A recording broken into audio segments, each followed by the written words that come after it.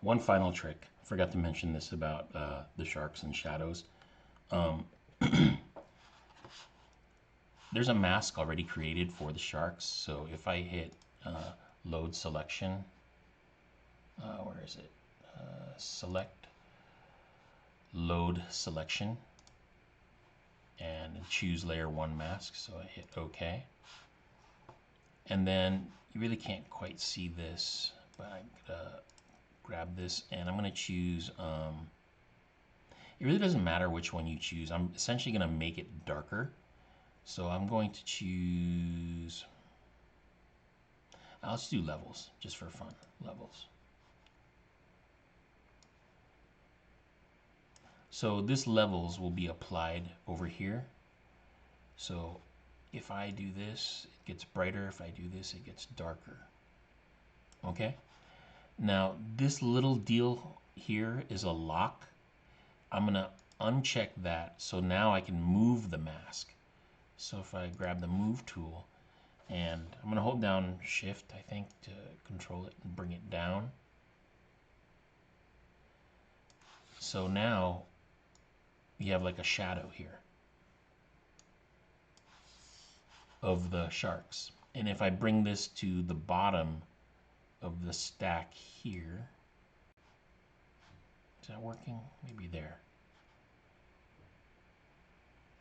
If I bring it down here below the drawing and I move the slider a bit for opacity, and I can change the opacity of it,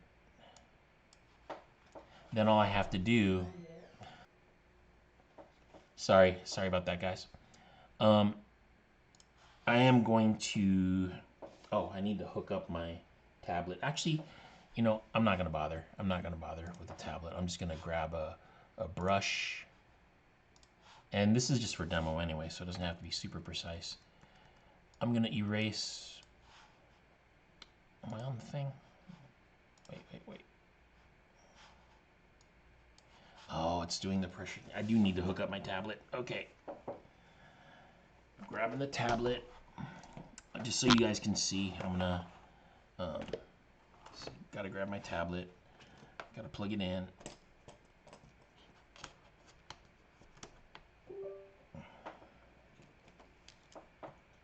And going back up here.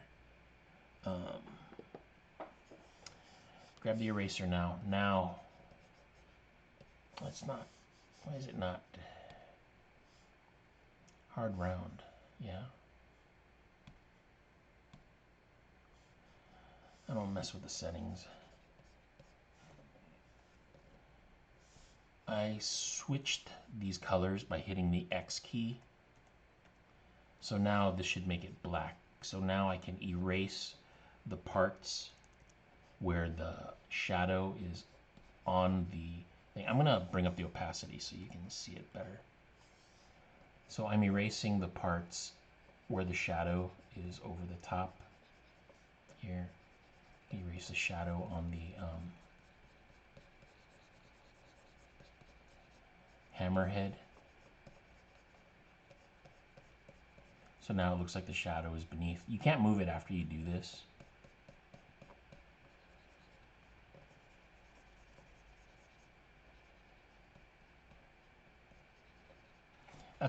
That's close enough. And I'm going to take the opacity down a little bit. And it's a little harsh to me, so I'm gonna blur it just a tiny bit. Filter, blur, Gaussian blur. And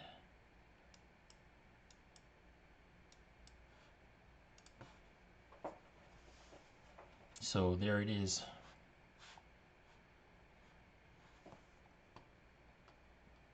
Quick shadow. And again, you can just move the slider around until you feel it's appropriate. You can also change the color too of the shadow, but not with levels. You'd have to use something else. Well, let's do that since we're already here. Add mask to selection, so it's going to load just the shadow part. And then I'm going to choose hue and saturation here. And I hope I'm not losing you. This can be confusing. So right now it's just this default value.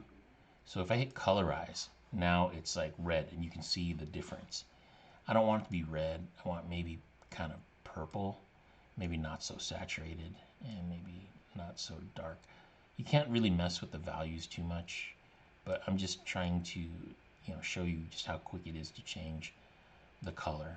And once you're happy with that actual shadow value, you can put it like right where you want. If you want it to be like a little more purple, that makes a little more sense to me, and a bit darker. You can also clean up the parts that I missed in the eraser. So yeah, another quick demo. All right, hope that helps.